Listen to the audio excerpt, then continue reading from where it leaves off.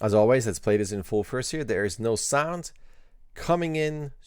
That smells yummy and getting ready. Wait for it. All right, that's the clip. Nicely done here. Cartoony poses, good timing. I love the idea of the how he stops and getting into this. Arms up into that with a turn to then lean over into this. I think it's really cool. Also not a walk or run, but it's a float into that where we hide the eyes for a moment. I like that you come in here and it's basically just looking at this, hiding, and then again. My biggest notice for this, and it's not something where something is wrong, it just be something that's exaggerated and just a different idea. So it's very subjective.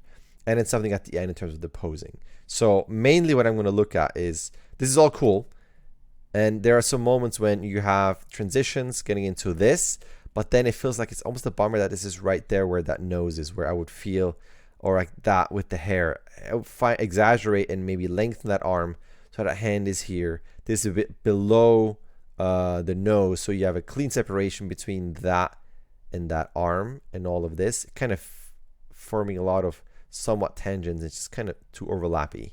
Same thing with this right there. I know I'm talking single frames here, but anything to kind of separate things and keep things a bit cleaner. Even here, potentially separating that hand and this hand. Maybe this arm would be higher, this one would be lower. Just looking at moments like that. That's fine, because now you're into like one clean pose with just hand sticking out there. That's all cute. Love all that.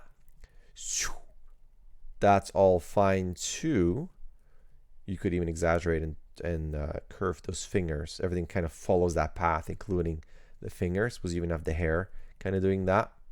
Then as you come in here, I will probably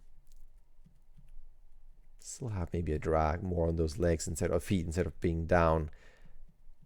And I wonder if how it will play if those legs would be up and then whoosh, snap down into this.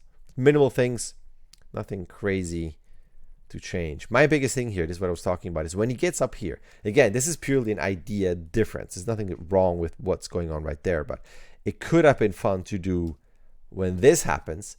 Instead of with the arms, you go, and when you sniff this, you really exaggerate and make those nostrils huge, and then have that chicken be like this, where it's like the sniff is so strong that it starts to move parts of that chicken up, and then as you go up, that chicken is up floating because it's sniffing, and then it might even be stuck on the nose like and sniffing there, and then maybe those arms would then come up and be on the side of the chicken.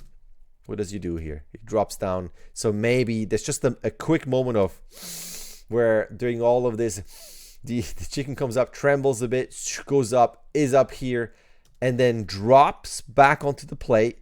And as it drops, then your arms come up into this. For then that could be a slight change. But that's almost when I was watching this, since it's so cartoon exaggerated, I was secretly hoping that you would do the sniff and that chicken comes up and floats and gets stuck on his nostrils, not inside, but kind of stuck on the nose and rest there. That's the main thing for that. As you come into this here, the main thing I'm seeing is that the head is always profile. I know I'm saying this and it's not profile, but as a whole, through all of this, I feel like we can do something where, and by me, that's a royal we, it's you, if you consider this. So as we go down here, again, keeping maybe that foot a bit lower, separating things a bit more.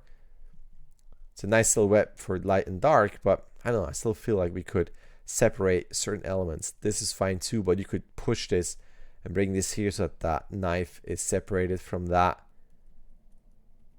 He brings in what, knife and forks, even with this, so it's not too overlappy here. It's a bit of a bummer, like all those overlaps, and with the thumb on those separate frames, even this is kind of lined with that chin.